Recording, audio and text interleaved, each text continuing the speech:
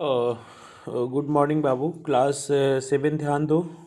आज हम लोग नेक्स्ट यहाँ पर पढ़ेंगे कॉजेज ऑफ हेल्थ इश्यूज। स्वास्थ्य संबंधी जो भी कारण हमारे होते हैं, जैसे कोई बीमारियाँ हो गई या कौन से वो फैक्टर हैं जिसके कारण हमारा स्वास्थ्य है ना प्रभावित होता है, उसके बारे में। तो इसके बहुत सारे मेजर क्राइटेरिया है जिस पर हम एनालिसिस करेंगे, तो देख सकते हैं कि कैसे प्रिवेंटिव मेजर्स रखेंगे तो हम अपने स्वास्थ्य को बचा सकते हैं, और कौन से वो फैक्टर हैं जिसके कारण अगर कहीं कोई लापरवाही होती है तो स्वास्थ्य हमारा प्रभावित होता है, और उसके क्या पैरामीटर हमारे हो सकते हैं। तो सबसे पहले इसमें डिजीज़ की चर्चा कर रहा है कि India suffer from high level of the disease including malaria and tuberculosis.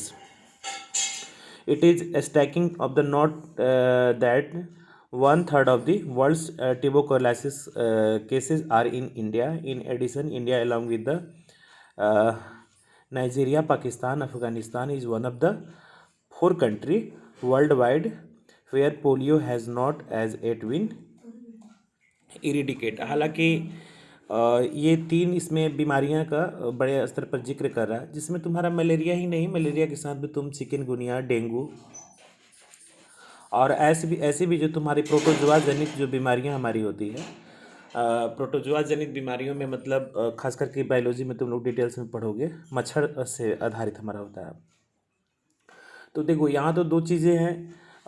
खास करके जब हम इंडिया के संदर्भ में बातें करेंगे तो वहाँ पर हम बिहार का स्पेशल जिक्र स्पष्ट तौर पर हम लोग करेंगे, क्योंकि हम लोग बिहार से बिलोंग करते हैं। यहाँ देखोगे कि बहुत बड़े स्तर पर लोग हैं गरीबी रेखा से नीचे गुजर बसर करते हैं। तो अब गरीबी रेखा से नीचे गुजर बसर करते हैं तो आमतौर पर देखोगे कि इनकम का कोई स्तर 400, 500, 600 रुपया तो पर डे मेहनत कश मजदूरी करने वाला व्यक्ति भी कमा ही सकता है, अपने खाने पीने पर अच्छे ढंग से खर्च कर ही सकता है। लेकिन अब मलेरिया और डेंगू से बचना है तो इसमें तो आप क्या कर सकते हो, अपने आसपास के सुरक्षित वातावरण बना के रखना है, ड्राई रखना है। रात में सोते समय एडवाइजरी सरकार रिलीज़ करती है कि मच्छरदानी लगा करके सोना है। तो अब इससे तो बचा जा सकता है ना। तो यहाँ पर हम प्रिवेंटिव मेजर्स अगर करें, मान लो डेंगू बीमारी से तुम ग्रसित हो जाओ, मलेरिया तुम्हें हो जाए, तमाम प्रकार की ऐसी बीमारियाँ हो जाए, तो हो सकता है कि तुम्हें मेडिकल केयर की रिक्वायरमेंट हो या मेडिसिन की रिक्वायरमेंट हो। लेकिन जब हम प्रिवेंट करें उस चीज़ को, अगर उस चीज़ से हम बच जाए तो बहुत हद तक अपनी एक बड़ी इकनॉमी लाइफ का जो हमारा अपना एक बड़ा इनकम है उसको खर्च हम लोग न्यूट्रिशन पर खर्च कर सकते हैं, हेल्थ को प्रोटेक्ट करने में खर्च कर सकते हैं। नेक्स्ट है ट्यूबरकुलोसिस का। ये एक अजूबा बीमारी है। ये अगेन तुम्हारा ट्यूबरकुलोसिस जो है, जिसको टीबी हम लोग कहते हैं, पूरे वर्ल्ड में सबसे ज़्यादा मरीज़ तुमको टीबी के भारत में मिलेंगे। इसमें भी वही तुम्हारा सबसे पहला मैटर है पर्सनल हाइजीन का। खास करके ये सर्दी खांसी से जनित बीमारियां हमारी होती है। अब आज मान लो तुम ये क्या कहते हैं, तुम्हारा कोरोना से बचने के लिए तुम मास्क लगा रहे हो, और अभी भी जो ट्यूबरकुलोसिस की कंडीशंस है भारत में, ज़रूर है कि इसकी मेडिसिन आ गई, इसको सही समय पर ट्रीट कर लिया जाए तो लोगों को बचाया जा सकता है। लेकिन ट्यूबरकुलोसिस में भी सीधे डायरेक्ट तुम्हारा लंग्स प्रभावित होता है फेफड़ा प्रभावित होता है। तो आज मान लो कि लोग मजबूरन अभी भी लोग कह रहे हैं कि मास्क पहनने से ना उबन महसूस होती है, घुटन महसूस होती है। तो आज आप अंदाज़ा लगाओ कि जितने भी पब्लिक ट्रांसपोर्ट में कोई व्यक्ति सफ़र कर रहा होता है, जो रस एरिया है वहाँ पर कितने सारे ऐसे टीबी के मरीज़ होंगे जिनको पता भी नहीं होगा। उसमें टीबी में भी ABCD बहुत सारा टाइप आ चुका है। तो अब मान लो कि वो खांसता है, छींकता है, उसके ड्रॉपलेट्स अगर तुम्हारे ये श्वसन तंत्र में अगर प्रवेश कर जाता है तो स्वाभाविक है कि आप अभी टीबी के मरीज़ बन जाओगे। तो ऐसे एक बहुत मास पॉपुलेशन भारत का टीबी से ग्रसित है, और पूरे वर्ल्ड में सबसे ख़राब कंडीशन में भारत ही है हमारा। तो यहाँ भी अगर हम प्रिवेंटिवली देखा जाए तो अगर हम मास्क वगैरह यूज़ करें तो इससे हम लोग बच सकते हैं। इसके अलावा उसमें एक और चीज़ है, अपनी बॉडी इम्यून को दुरुस्त करना। टीबी में डॉक्टर्स रिकमेंड करता है कि आप मतलब वेजिटेरियन फूड के अलावा कुछ नॉन वेज आइटम्स भी अगर अगर आपके पॉकेट परमिशन देती है तो आप खा सकते हो। ऐसे तरीके से खास करके अनहाइजेनिक तरीके से रहने के कारण जो एक गरीब पॉपुलेशन हमारी होती है वही टीबी की शिकार ज़्यादा होती है। और उनके साथ समस्या ये भी होता है कि एक तो हाइजीन के ध्यान नहीं रखते हैं, दूसरा है कि वो उनके पास में एक कुपोषण की स्थिति रहती है। तो वैसे मरीजों को सरकार मुफ्त में टीबी की दवा जो है सरकारी अस्पतालों से देती है और 1500 रुपये की राशि उसको प्रोवाइड की जाती है, 1200 रुपये की राशि प्रोवाइड की जाती है वो अपने खाने पर उसको खर्च करने के लिए, कि अपने खाने में दाल सब्जी दलिया सूप खिचड़ी जो भी कुछ पौष्टिक आहार हो, अंडा, ये जो भी कुछ ऐसे फ्लैश वगैरह हमारे खा सकते हैं, मछली वगैरह, जिससे तुम्हारा बॉडी का जो इम्यून दुरुस्त हो और हम हाइजीन के लिहाज से भी।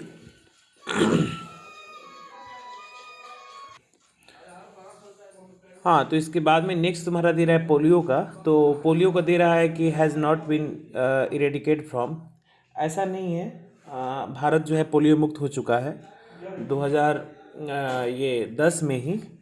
पूरे वर्ल्ड में भारत एक ऐसा देश रहा जहाँ पर जीरो पोलियो का केस है।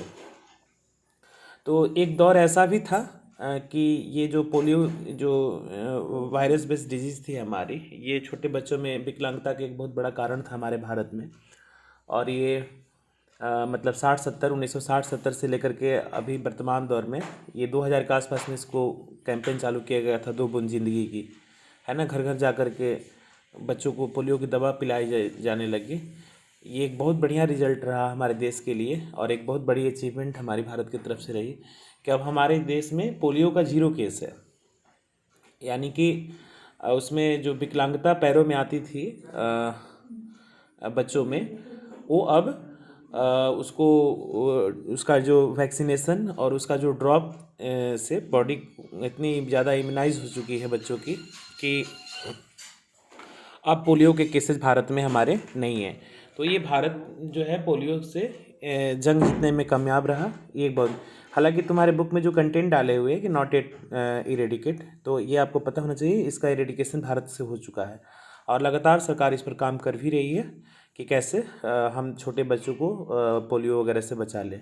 क्योंकि देखो छोटे बच्चे जो होते हैं किसी भी परिवार की भविष्य होते हैं। छोटे बच्चे जो होते हैं राज्य के कर्मचारी के तौर पर योगदान देंगे भविष्य में। देश के लिए एक नेशनल एसेट का विषय हमारा होता है, तो उसे हमें स्वस्थ रखना चाहिए और उसे स्वास्थ्य मानकों का ख्याल रखना सरकार का हमारा काम होता है। इसके बाद में नेक्स्ट दे रहा है कि ongoing program of the government of the India about HIV has led to the decrease in the spread of the HIV in recent years. एक वायरस बेस्ड बीमारी हमारी है जिसको तुम लोग ये पिछले दिनों चर्चा में आया था, लगभग 2002-2003 के पास में भारत में केस बहुत ज़्यादा बढ़ने लगे थे, जिसका नाम था, इसको HIV वायरस से ये फैलता है जिससे बीमारी होती है एड्स का। एड्स होता है एक्वायर्ड ऑफ इम्यूनोडिफिशियंसी सिंड्रोम। आमतौर पर एड्स को लोग यौन जनित बीमारियां समझते हैं कि वो सेक्सुअली कुछ ऐसा हमारा होता है, इसके कारण ये बीमारियां फैलती हैं। तो HIV फैलने के मुख्य कारणों में से ज़रूर है कि कोई भी अगर ये इन्फेक्चुअस हमारा फिजिकल रिलेशन होता है मेल फीमेल के बीच में, तो वहाँ पर ये बीमारियाँ फैलने के चांसेस हमारे होते हैं HIV के कारण। लेकिन इसके और भी कारण देखने को मिले हैं। 1 दिसंबर को विश्व एड्स दिवस मनाया जाता है पूरे वर्ल्ड में। इस बीमारी से लड़ने के लिए एक डे फिक्स किया गया है 1 दिसंबर, जो पिछले दिन इसको मनाया भी गया था। तो मैंने पेपर में एक डाटा पढ़ा था, उसमें जॉन बेस पर जो बीमारियां फैलने के जो ये प्रसार जो हमारा था, ये लगभग पूरे वर्ल्ड में 1% रहा है। उसके मुख्य कारणों में HIV का जो फैक्टर हमारा दिखाई दिया है, उसमें सबसे बड़ा मुख्य कारण निकल के आया कि इन्फेक्टेड जो हमारी सुई है ना, बार बार मतलब किसी दूसरे तीसरे मरीजों को जो लगा दी जाती है, उसके कारण HIV का प्रसार बढ़ा है। जैसे कि तुम लगता है कि हॉस्पिटल्स में जाते हो, तो हॉस्पिटल्स में भी ना अगर मेडिकल के स्टाफ्स डॉक्टर्स केयरफुल नहीं रहते हैं या उन्होंने अपने जो भी टूल्स होते हैं जो यूज़ किया जाता है या डिस्पोजल जो हमारी सुइयाँ होती है वो एक से ज़्यादा 2-3 मरीजों को, कैसे प्राय ग्रामीण क्षेत्रों में तुमको देखने को ज़्यादा मिलता है ना। तो वो यूज़ ज़्यादा करने लगे लोग। या इसके अलावा जो हमारे ये हॉस्पिटल्स और मेडिकल सेक्टर से जो वेस्टेज हमारे होते हैं, उसका प्रॉपर डिस्पोजल ना होने के कारण ये बाहर में कहीं भी फेंकी हुई रहती है, और उसमें कभी न कभी मान लो कि HIV मरीज़ के यूज़ आया होगा, और बाहर में ऐसे गैर जिम्मेदार तरीके से फेंक दिया गया है, और वो व्यक्ति की बॉडी में छुप जाती है, तो उसके कारण भी तुम्हारा HIV के प्रसार होने के चांसेस हमारे दिखते हैं। जैसे अभी कोरोना को लेकर के है, कोरोना में लोगों को प्रिकॉशनली दिया जा रहा है कि मास्क अनिवार्य है, लेकिन एक ही मास्क अगर 5 दिन तक पहनते हैं आप लगातार, तो आप कहीं ना कहीं बीमारी से बच नहीं रहे हैं, बल्कि बीमारी को तुम आमंत्रित कर रहे हो। इसके अलावा मान लो कि गैर जिम्मेदाराना तरीके से मास्क को अगर कहीं रोड पर कहीं फेंक देता है, लोग कुछ भी कर देता है, उसको कोई भी स्लैमेरिया के बच्चे छू सकते हैं, या कोई भी अगर कहीं उसको टच आ जाता है, या उसमें अगर वायरस ऑलरेडी जिंदा है, तो बहुत सारे लोगों को बीमार कर सकता है। तो न केवल हमें प्रिवेंटिव मेजर्स लेने होते हैं, बल्कि आफ्टर देन पोस्ट केयर, यानी कि अगर हम उस चीज़ को यूज़ कर रहे हैं, तो उसका एक पोस्ट केयर भी हमारा होना चाहिए कि यूज़ करने के बाद में चीज़ों को कैसे हम डिस्पोजल कर सकते हैं। तो HIV एक खास प्रकार की ऐसी बीमारी है जिसमें अगर वायरस तुम्हारे बॉडी में प्रवेश कर जाता है किसी कारणों से, तो वो मतलब अगले 20-22 सालों तक, जितना देर तक तुम्हारा बॉडी इम्यून काम करता है रेस्पेक्टिव, वहाँ तक तुमको किसी भी तरीके से बचने का या फाइट कर सकते हो। अदरवाइज़ मान के चलो कि जब HIV के जो पॉजिटिव केस दिखते हैं हमारे, उसको अगर कंटिन्यू 10-15-20 सालों तक देखा जाए, तो व्यक्ति की मौत हो जाती है। इसकी अभी तक कोई ट्रीटमेंट हमारी नहीं आई है। इस पर कुछ बहुत सारा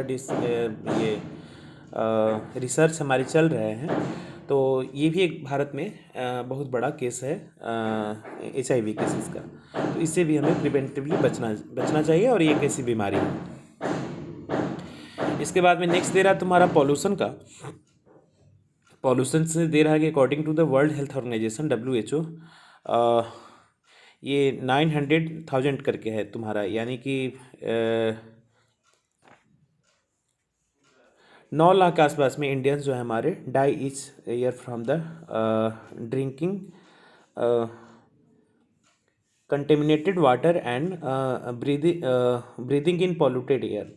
दे रहा है कि भारत में फूड पॉइजनिंग के बारे में तुम लोगों ने सुना होगा, या वो डायरिया वगैरह के बारे में तुमने सुना होगा।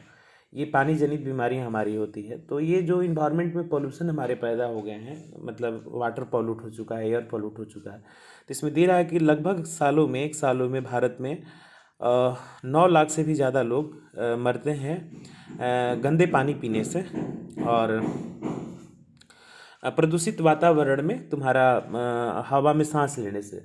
जैसे तुम लोगों ने अभी देखा होगा, अभी वर्तमान में एयर क्वालिटी इंडेक्स की बातें जो की जा रही है, या पॉल्यूशन का, दिल्ली के बाद में सबसे ज़्यादा पॉल्यूटेड जो हमारा सिटी है, वो पटना का बार बार नाम आ रहा है। तो जो पटना का नाम आ रहा है, तो उसमें तुम देखोगे कि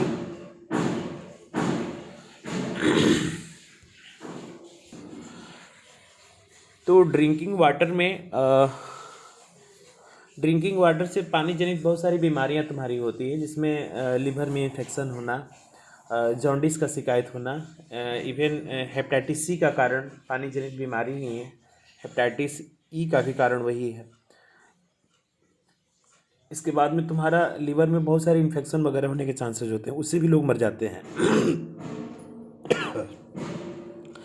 इसके बाद में तुम्हारा एयर पोल्यूशन का जो लेवल है, पिछले दिनों न्यूज़पेपर में अगर तुम लोग पढ़ रहे होगे, तो डॉक्टर्स प्रिवेंट कर रहे हैं कि आप कोरोना से बच जाइएगा, लेकिन पटना का एयर पोल्यूशन का इंडेक्स इतना ज़्यादा ख़राब है कि बहुत सारे लोग ब्रेन स्ट्रोक और ब्रेन हेमरेज के मरीज़ तुम्हारे क्या कहते हैं हॉस्पिटल्स की तरफ जा रहे हैं। तो इसका मतलब है कि तुम्हें प्रिवेंट करना होगा, यानी मास्क अब आपको जीवन का एक बहुत बड़ा कल्चर बन चुका है, और इसको अनिवार्य स्तर पर अपने घरों में तुम्हें प्रयोग करना चाहिए, और अपने आस पड़ोस के लोगों को, घर में और भी जो लोग हैं उनको सलाह दी जानी चाहिए।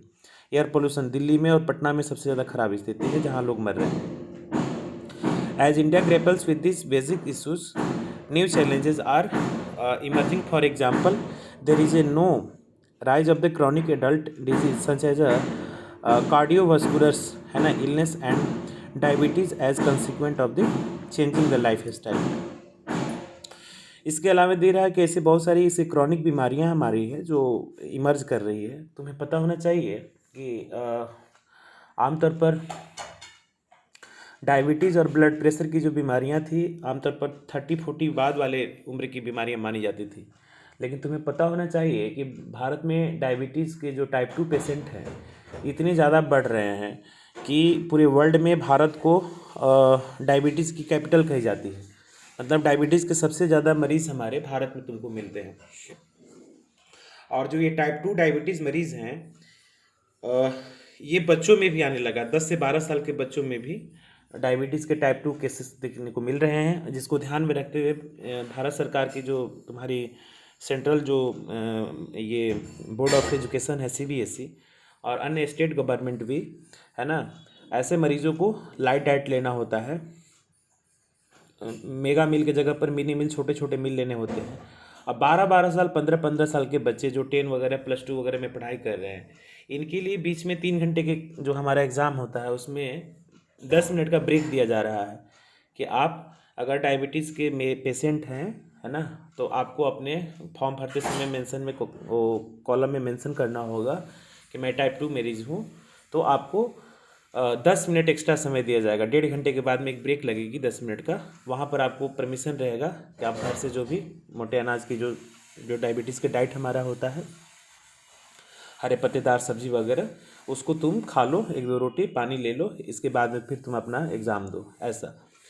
तो इसके केसेस भारत में बढ़ रहे हैं लगातार। इसके बाद में ब्लड प्रेशर की जो शिकायत हमारी होती है, वो जीवन जो शैली हम लोग का लगातार बदल रहा है। हम लोग के जो नेचुरल डाइट कल्चर था उससे हट करके लोग फास्ट फूड और चाइनीज़ वगैरह की तरफ में बढ़ रहे हैं, जिसके कारण ये बॉडी पर जो तुम्हारा ओबेसिटी जिसको हम लोग कहते हैं, मोटापा दिनों दिन बढ़ती चली जा रही है। और ये मोटापा जो है एक बहुत बड़ी बीमारी तुम्हारी ब्लड प्रेशर को लेकर के आती है। और ब्लड प्रेशर एक ऐसी बीमारी है जो धीरे धीरे करके तुम्हें सारे अंगों को प्रभावित करती है। BP से तुम्हारा किडनी बैठ सकता है, ब्रेन बैठ सकता है, हार्ट तुम्हारे ख़राब हो सकते हैं। इसमें जो तुम्हारा ये दे रहा है कि कार्डियोवास्कुलर इलनेस जो होता है हमारा, कार्डियक प्रॉब्लम जिसको हम लोग कहते हैं, तो ये छोटे छोटे बच्चों में भी ना हृदय रोग की बीमारियाँ प्रायः 40-45 साल के बाद में होती थी कि बहुत ज़्यादा फैटी खाना खा लिया आपने, बहुत ज़्यादा तुम बॉडी पर चर्बी जमा हो गई, ब्लड प्रेशर नियंत्रण में नहीं रहता था, तो तुम्हारा धीरे धीरे हार्ट कमज़ोर होता था, हार्ट पंप करना कम कर देता। लेकिन अब छोटे छोटे बच्चों में भी कार्डियक वास्कुलर डिजीज़ हमारे देखने को मिलती है, जो एक बहुत बड़ा लाइफ स्टाइल बदलने के कारण हमारे भारत में इसका प्रसार दिनों दिन बढ़ता चला जा रहा है, जो इससे भी बहुत सारे लोग मर रहे हैं। इसके बाद में नेक्स्ट तुम्हारा दे रहा है कि मेल न्यूट्रिशंस का मतलब यहाँ पर कुपोषण होता है। कुपोषण में तुम देखोगे कि half of the children in India, Bharat में लगभग आधे से भी ज़्यादा बच्चे, यानी अभी वर्तमान पॉपुलेशन का जो एनालिसिस करोगे तुम, तो जितने भी इंडिया में बच्चे हैं, छोटे बच्चे हैं, उसमें आधे से अधिक बच्चे अंडरवेट होते हैं, है ना। और one of the highest rates of the world in the nearly the same as sub Sahara African Canada India contributories it about the 5.6 million child death every year, more than half of the world total. इसमें देखो दे रहा है कि जो भारत में data जो है इसका ये कंपेरिजन तुम्हारा सहारा और अफ्रीका, ये नाइजीरिया और केन्या जैसे देशों के साथ कर रहा है। तो ये जितने भी स्टेट्स की जो देशों की चर्चा की जा रही है, ये सारे पुअर से पुअरेस्ट कंट्री हमारे हैं, गरीब से गरीब मतलब है। उस देश से अगर हमारे भारत के देश के लगभग आधे बच्चों की तुलना की जा रही है, तो इसका मतलब है कि हमारी अपनी व्यवस्था में कहीं ना कहीं बदलाव के बारे में सोचना होगा। चूँकि भारत पूरी दुनिया की सबसे 5वीं बड़ी इकोनॉमी अर्थव्यवस्था वाली देश में मानी जाती है, और वहाँ पर अगर आधे से अधिक बच्चे अंडरवेट होंगे, और मेल न्यूट्रिशंस का एक बहुत बड़ा कारण हमारा ये होता है कि बच्चों में ये अंडरवेट उसका एक लक्षण है, और दूसरा है कि तुम्हारा बच्चे की हाइट छोटी हो जाती है, बच्चे ठीकने टाइप के हो जाते हैं। तो इसके अलावा उसका बहुत असर है, अगर बार बार मतलब बीमार पड़ना, बॉडी की इम्यूनिटी बेहतर नहीं होती है हमारी। इसके अलावा बच्चों का सही तरीके से मेंटल डेवलपमेंट नहीं हो सकता है, हो पाता है। शारीरिक विकास तो अवरुद्ध हो ही जाता है, बच्चे ठीक नहीं हो जाते हैं, बच्चे दुबले पतले दिखाई देते हैं। इसके साथ ही साथ बच्चों में मानसिक समझ, सोच समझ की क्षमता का जो हमारा विकास प्राप्त होना चाहिए वो हमारा नहीं हो पाता है, जिसके कारण हम एक कहीं ना कहीं मतलब एक इन्फीरियर पॉपुलेशन फॉर्म कर रहे होते हैं। यानी कि वो बीमार होगा बच्चा, चिड़चिड़ा होगा, उसे ब्लड प्रेशर की शिकायत हो सकती है, डायबिटीज़ की बीमारियां हो सकती है, उसको हार्ट का प्रॉब्लम हो सकता है। यानी कि वो एसेस्ट नहीं होगा, बल्कि वो एक परिवार के लिए हमारी लाइबिलिटी का हिस्सा हमारा बन जाता है। तो इस प्रकार से देखा जाए तो भारत में बच्चों के समुचित विकास के लिए हमें मेल न्यूट्रिशंस को ख़त्म करना होगा। इट मीन्स दैट कि हमें पोषण आधारित, है ना, खाना की व्यवस्था करनी होगी, जिसमें हरे पत्तेदार सब्जी, फल, है ना, दूध, फ्रेश, जो भी कुछ इस तरीके का हमारे हो सकते हैं, ये बच्चों को खाना में प्रचुर मात्रा में पर्याप्त तौर पर हमारा उपलब्ध होना चाहिए। तब जाकर के हम बच्चों को शारीरिक और मानसिक तौर पर हमारा विकास कर सकते हैं। और जो आरंभिक जीवन में जो मेल न्यूट्रिशंस का सामना करते हैं, शिकार होते हैं, उनके एक बहुत बड़ी कमजोरी इधर देखने को आ रही है कि उनमें 30-35-40 साल के बाद में ना एक मोटापा की स्थिति आ जाती है, मतलब बॉडी पर अनावश्यक चर्बी आ जाती है। और जब बॉडी पर अनावश्यक चर्बी आ जाती है तो बॉडी पर जो चर्बी आ जाती है, यानी कि फैट जो जम जाता है, तो ये तुम्हारा अगर वर्कआउट करने से, एक्सरसाइज करने से या बीमार पड़ने पर वो तुम्हारा स्वतः बर्न हो जाता है। तो जो स्वतः बर्न हो जा रहा है उसको, उस चर्बी को कोई बहुत बड़ा बीमारी नहीं माना जा सकता है। लेकिन जो मेल न्यूट्रिशंस के शिकार बच्चे हमारे होते हैं, उनके बॉडी पर अगर किसी तरीके से चर्बी आ जाती है तो फिर चर्बी तुम्हारा बर्न नहीं होता है, यानी कि फैट तुम्हारा बर्न नहीं हो पाता है। तो एक बेडौल और बेढंगा टाइप का शरीर तुम्हारा हो जाएगा। तो शरीर को ना चुस्त दुरुस्त और स्वस्थ रहना बहुत ज़रूरी है। और अगर उस तरीके का शरीर बेडौल रहेगा हमारा, तो तुम्हारे कार्य करने की क्षमता भी उससे हमारी प्रभावित होती है। इसके बाद में नेक्स्ट दे रहा वाटर सप्लाई एंड सैनिटेशन की व्यवस्था जो हमारे देश में है, ये एक बहुत बड़ा इशूज़ है। इसको मास्टर ऑफ कंसर्न कहा जाता है। Act of the 2003 matter of concern, as of the 2003 it was estimated that only 30% of the India's water wastewater was being treated with the remainder falling into the river as the groundwater, and the lack of the toilet facilities in many areas also presents a major health risk, है ना। Open defecation is the widespread even in the urban areas of the India and was estimated in 2002 the World Health Organization around 7 lakh Indians of the each year from the diarrhea, and no city in India has full day water supply. Most cities supply water only few hours a day in towns and the rural areas, and situation is the even worse. इसमें दे रहा है कि जो water के जो wastage हमारे होते हैं, उसका अगर हम ट्रीट करें, देखें, क्लीनिंग देखें या ट्रीटमेंट के साथ उसको डिस्पोजल करने की जो बात होती है हमारी देश में, मात्र 30% ऐसे व्यवस्था की गई है बड़े जहाँ जनसंख्या का दबाव है वहाँ पर वाटर ट्रीटमेंट की, और उसको किया जाता है। नतीजा ये होता है कि पॉल्यूटेड वाटर जो डायरेक्ट अगर नदियों में तुम उसका तुम फ्लो कर देते हो, बहा देते हो, तो उससे चल कर के आगे तुम्हारा भौमिक जल स्तर, जिसको हम लोग बोलते हैं वाटर टैप का रिचार्ज होना। पिछले दिनों न्यूज़ में आया था कि पटना या ऐसे जो शहर हमारे हैं जो गंगा के किनारे जो लोग रहने वाले हैं, उनमें लीवर कैंसर और पैंक्रियाटिक कैंसर के केसेस बहुत ज़्यादा बढ़े हैं। यानी कि ये पानी जनित बीमारियों के कारण ऐसा हुआ हमारा, यानी कि उसमें आर्सेनिक की मात्रा, फ्लोराइड की मात्रा और ऐसे बहुत सारे पॉइजनस चीज़ों का जो हमारा संदर्भ है वो वाटर में पर्याप्त मात्रा में उपलब्ध है। अब लोग आरओ की तरफ भाग रहे हैं, तो आरओ तो अब जीवन का तुम्हारा हिस्सा अगेन एक बार मान लेना पड़ेगा, क्योंकि अगर आप आरओ से फिल्टर करके पानी नहीं पियेंगे तो उसमें उतनी ज़्यादा फ्लोराइड और आर्सेनिक और जो की मात्रा हमारी होती है तुम्हारे पैंक्रियाज को और तुम्हारे लीवर को बहुत हद तक डैमेज कर सकती है। इवन कैंसर तक की मैं बात बोल रहा हूँ। तो तुम देखोगे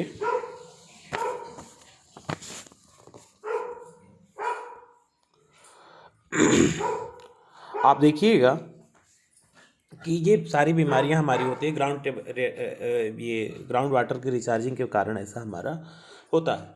इसके बाद में एक तुम्हारा केसेस है ओपन डेफिकेशन का।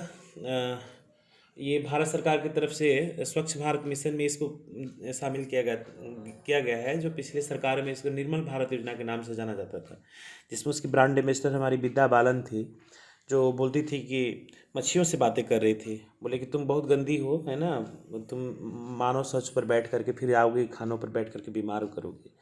तो ग्रामीण क्षेत्र की एक महिला बोलती है कि क्या आप विद्या बालन जी आप मक्खियों से बातें करती हैं? तो बोले कि आप लोग तो समझेंगे नहीं, तो सोचा कि मक्खियों को ही समझा देते हैं। यानी कि जो ओपन डेफिकेशन का एक केस है, खुले में शौच का, ये देश की एक बहुत बड़ी पुरानी बीमारी है। ग्रामीण क्षेत्रों में जाओगे तो इसकी स्थिति और ख़तरनाक है, शहरों में तो खैर है ही। शहरों में स्लम एरिया में तुम जाना कभी, देखो कि स्लम एरिया स्मेल देता है, बास करता है।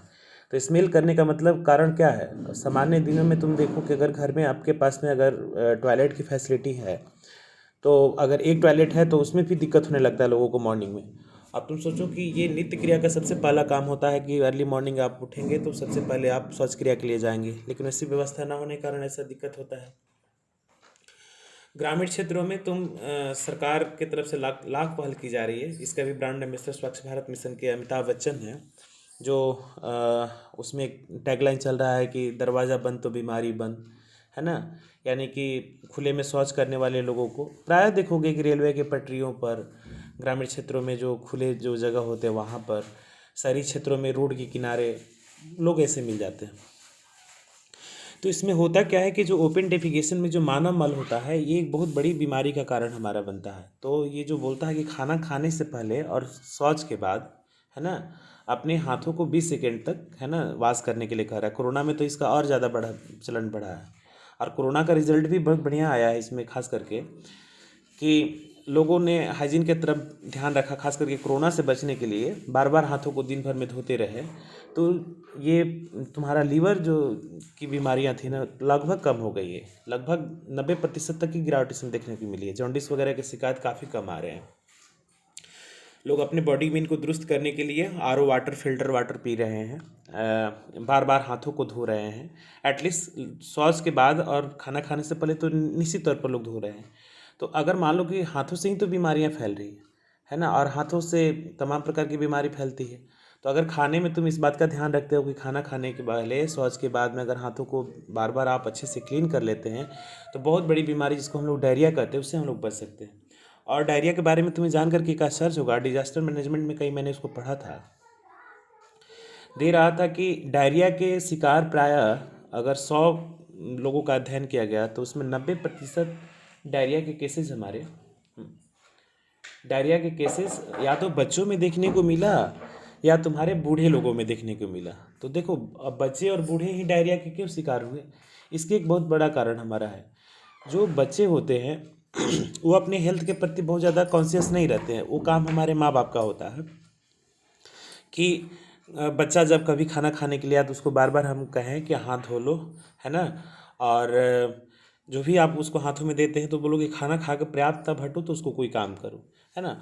और बूढ़े लोग जो होते हैं उनका शरीर इतना सक्षम नहीं होता है कि अपनी नित्य क्रिया सही ढंग से कर सके, और या लापरवाह हो जाते हैं, सेंस काम करना सही तरीके से काम नहीं करता है।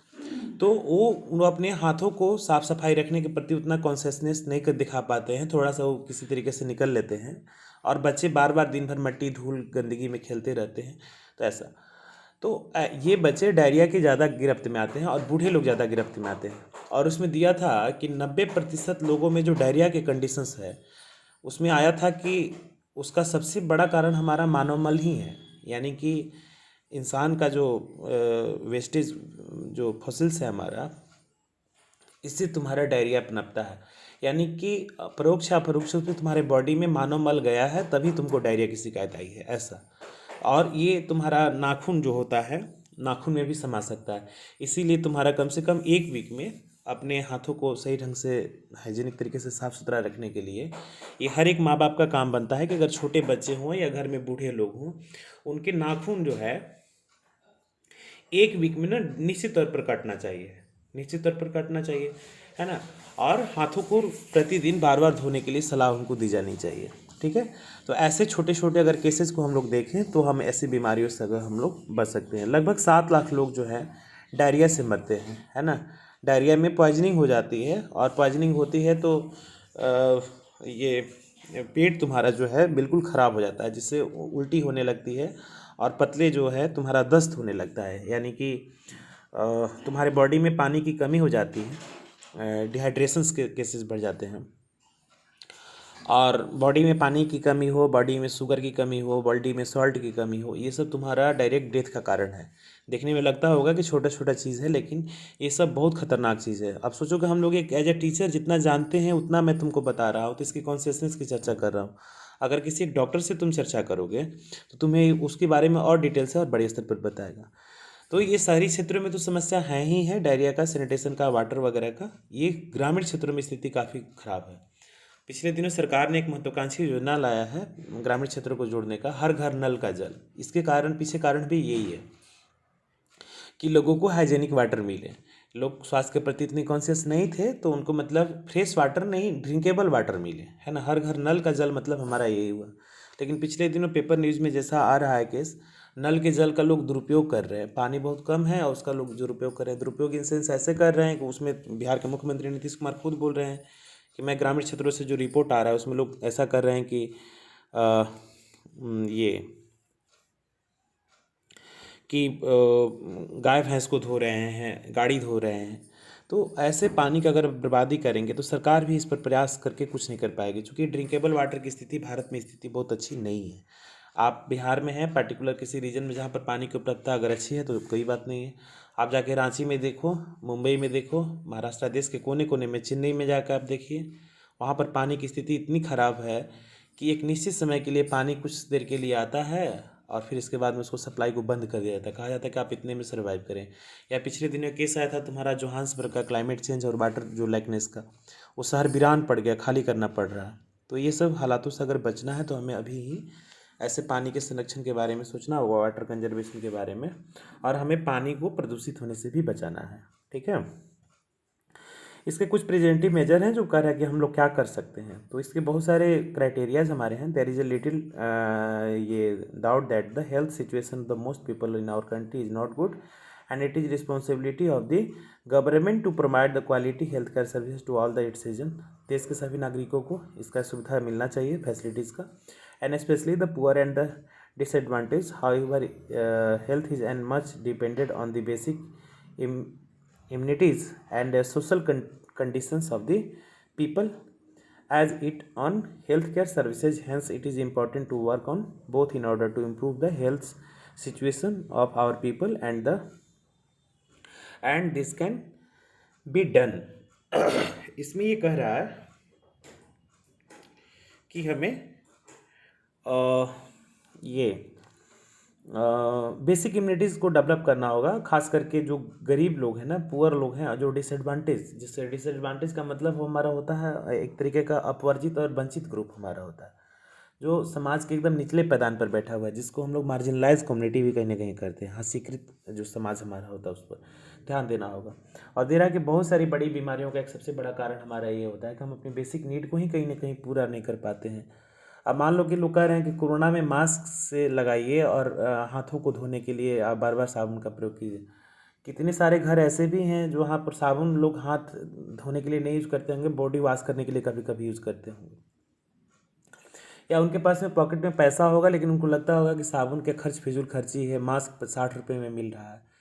तो सरकार इसके प्रति भी ध्यान दे, लोगों में जागरूकता पैदा करे, और कुछ बेसिक्स नीड हमारे होते हैं। मास्क को प्रचलन में लाने के लिए सरकार हॉस्पिटल से डिस्ट्रीब्यूट कर सकती है ना, गरीब बस्तियों में जाकर के लोगों को बांट सकती है, ताकि लोग इस बीमारी से हमारे बच सकें। तो ऐसा है कि हम अगर बेसिक नीड्स के फुलफ़िल करते रहें, चीज़ों को, बॉडी इम्यून को दुरुस्त करते रहें। इसमें तुम देखोगे कि मेल न्यूट्रिशंस बच्चा का इसमें फ़ोटो दिए हुए कि किस प्रकार से ये बच्चा जो है हमारा कुपोषित है।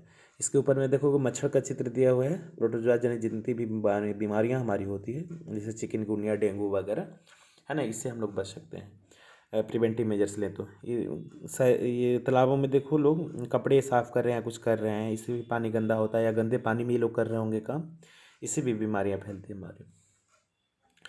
तो पहला इसमें कह रहा है कि first health inequalities are associate with the social inequalities which improve the conditions of the daily life the circumstances in which people are born, grow, live, work and become old।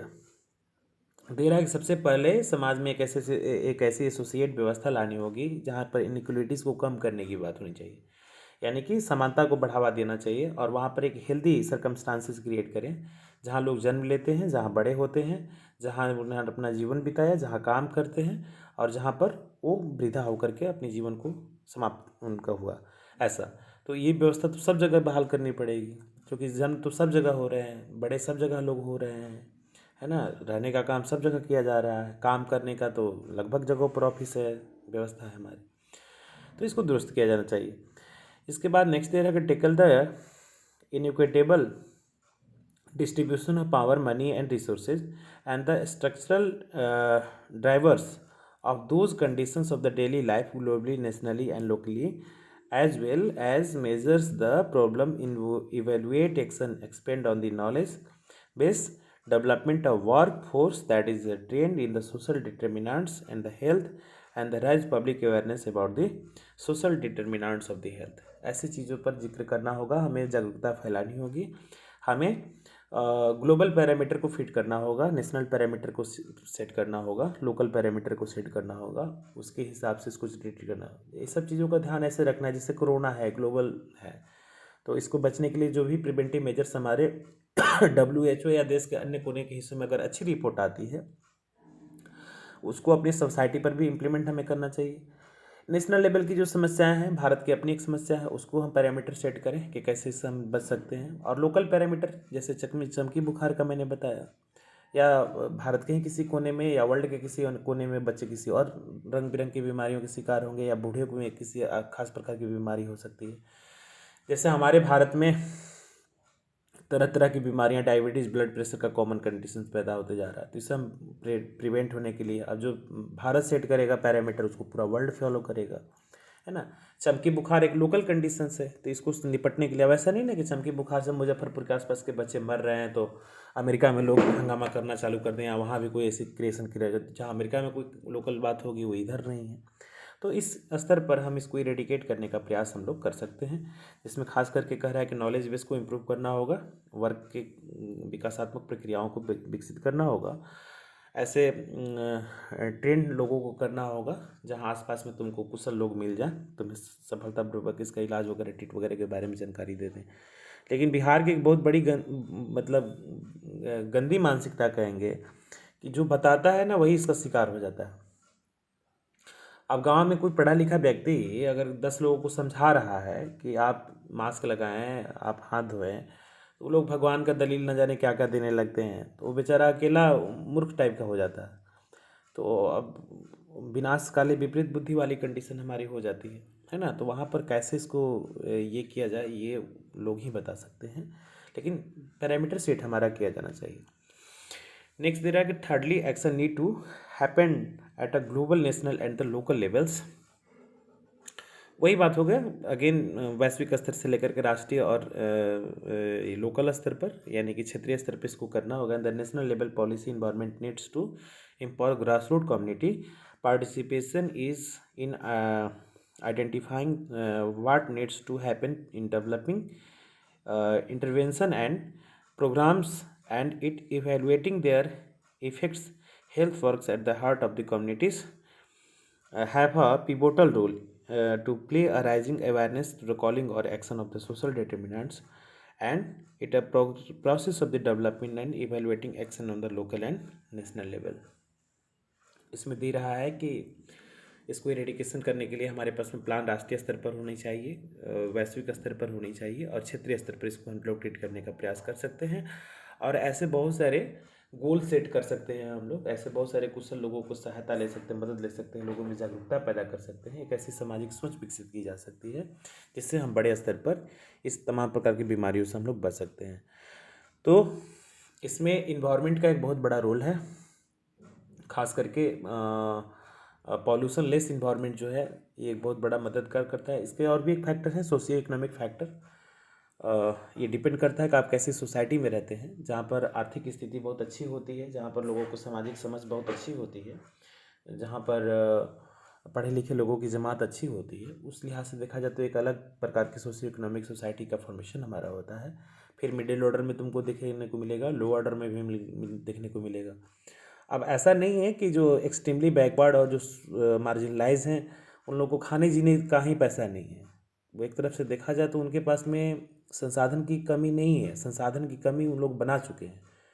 अब साबुन से हाथ धोना है, आप 200 रुपये के शराब पी लेंगे लेकिन 2 रुपये का टिकिया नहीं खरीदेंगे साबुन का, है ना। एक्सीडेंटल जीन्स खरीद लेगा लोग 800 रुपये का, 1000 रुपये का। 10 रुपये का मास्क नहीं खरीदेगा कि हम भी मतलब गरीब हैं। दिन भर में 10 कप चाय पिएगा तो उसका 5 रुपये के हिसाब से 50 रुपये पे करेगा। एक गिलास दूध कहोगे तो बोला गरीब आदमी को दूध कहाँ है। 5,000 रुपये के गंजा पिएगा, है ना, कहोगे कि दाल खाओ तो बोला कि दाल खाने का पैसा कहाँ है हमारे पास में। तो ये सब कुछ तो डिपेंड करता है तुम्हारा कि कैसी सामाजिक सोच के साथ आप जीवन निर्वाह कर रहे हैं और आपका सोच कैसा है ना। तो ऐसी व्यवस्थाओं को अगर हम दुरुस्त कर लें और कुछ ऐसे प्रिवेंटिव मेजर्स लें तो आगे आने वाले समय में हम ऐसी बीमारियों से बच सकते हैं। तो इस तरीके से चैप्टर आपका समाप्त हो गया। और आप लोग के बारे इसलिए किया जाता है क्योंकि आप लोग आने वाले भारत के भविष्य हैं और आप लोग अपने हेल्थ और हाइजीन के प्रति विशेष तौर पर ध्यान दें। मेरा अपना भी एक ओपिनियन है तुम लोग के प्रति, है ना। और निश्चित तौर पर अगर आप अपने एक हेल्दी डाइट कल्चर और हेल्दी हाइजीन कल्चर को आप फॉलो करते हो तो आने वाले दौर में या कुछ ऐसे प्रिवेंटिव मेजर्स सिक्योर करते हैं तो आप कोरोना क्या, इससे भी बड़ी बड़ी बीमारियों से लोग बच सकते हैं। जो माँ बाप जागरूक हैं, अवेयर हैं, वो अपने बच्चों को उन्होंने पोलियो से बचा लिया, उनको चेचक से बचा लिया, और उनको चिकनगुनिया डेंगू से बचा लिया। आपको कोरोना से भी लोग उसको बचा लेंगे और उसके लिए खुद भी आपको मेजर्स लेने होंगे। और जो बच्चों से मैं एक अपील भी करूंगा कि हेल्थ मेजर्स पर जितने भी हम लोगों ने चर्चा किया है, ये बताने का संदर्भ हम लोग का यही रहता है कि आप खुद तो जागरूक हो ही, अपने अड़ोस पड़ोस के लोगों को भी ना जागरूक करें। अब अड़ोस पड़ोस के लोगों को जागरूक कैसे करना है कि जो सुन सकते हैं उन्हीं को सुनाना है। ऐसा नहीं कि पकड़ पकड़ के लोगों को बताते चलना है कि मास्क पहनिए, ये ऐसे। हालांकि प्लान एक तरीके की सरकार ने लाया है, रोको टोको मूवमेंट आया है ना, रोको टोको में कि ये नेपाल, हाँ, इंदौर से चला था चूँकि कोरोना में सबसे ज़्यादा लोग इंदौर में ही प्रभावित हुए थे। पहली बार बड़े स्तर पर लोग मर रहे थे। तो फिर बाद में वहाँ पर चीज़ों को एनालाइज किया, फिर महाराष्ट्र की तरफ बढ़ा, पूरे तो वर्ल्ड ही चपेट में इसमें आ गया है। तो वहाँ की सरकार ने पहली बार इसको एक मेंशन किया था, कैंपेन लाया था, रोको टोकवान मूवमेंट। रोको टोको का मतलब कि कोई भी व्यक्ति अगर रोड पर बिना मास्क का दिखाई देता है तो पहले उसको रोकने के लिए कहिए, फिर उसको टोकिए कि आपने मास्क क्यों नहीं पहना है ना। तो ये भारत है, यहाँ पर टोकोगे तो वो पूरा मारपीट करने लगेगा, कुछ ऐसी भी बातें हो सकती है। तो ये ध्यान रखना है कि मतलब अपनी सराउंडिंग्स में खास क्लोज लोग जो हैं उनको हम कन्विंस कर सकते हैं तो करना चाहिए, है ना। ऐसा नहीं कि खुद को रिस्क में डाल करके लोगों को रोकने टोकने का काम करना है ना। ऐसा नहीं करना है। और आप कोशिश करें तो मतलब बच्चों का भी एक बहुत बड़ा रोल है, प्रयास करें तो बहुत हद तक बड़े स्तर पर लोगों को बीमार होने से, है ना, बचाया जा सकता है। ऐसे जगह जगह तुम लोग न्यूज़ में आता भी होगा कि कोरोना से बचने को लेकर के जो लोग लापरवाही कर रहे हैं उन पर सरकार एक्शन भी ले रही है, खास करके उनको पनिश कर रही है। दिल्ली में 2,000 रुपये तक का तुम्हारा पनिशमेंट है।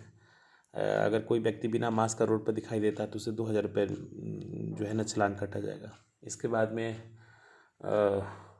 ये तुम्हारा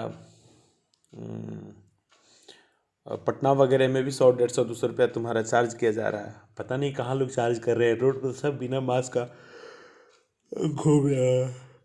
इसके अलावा तुम्हारे हेल्थ इश्यूज वगैरह में ये जो तुम्हारा एक्सीडेंटल डेथ होता है इसको भी शामिल कर सकते हैं। इसके लिए भी सरकार ने आरटीओ ऑफिस ने बहुत सारे गाइडलाइंस जारी किया है, जिसमें हेलमेट पहनना, एक निश्चित मतलब क्या कहते हैं रेशियो में गाड़ी के स्पीड को मेंटेन करके चलाना, ट्रैफिक रूल को फॉलो करना, एक्सीडेंटल डेथ जो लगातार बढ़ रहा है उसके लिए ट्रामा सेंटर को डेवलप करना, है ना। ऐसे करके जीवन को सर्वाइव करने का प्रयास, क्योंकि हेल्थ और उसमें सब चीज़ें शामिल इसमें हमारी हो जाती है। ठीक है, तो इस तरीके से चैप्टर समाप्त हो गया और मुझे ऐसा उम्मीद है कि आप लोग को ये चैप्टर का जो भी मैंने डिस्कस आपके साथ किया होगा अच्छा लगा होगा, ज्ञानवर्धक रहा होगा हम लोग का सेशन। तो आप लोग इसको देखें समझे, यदि कहीं समस्या आती है तो आप बात करिए। ओके बाबू।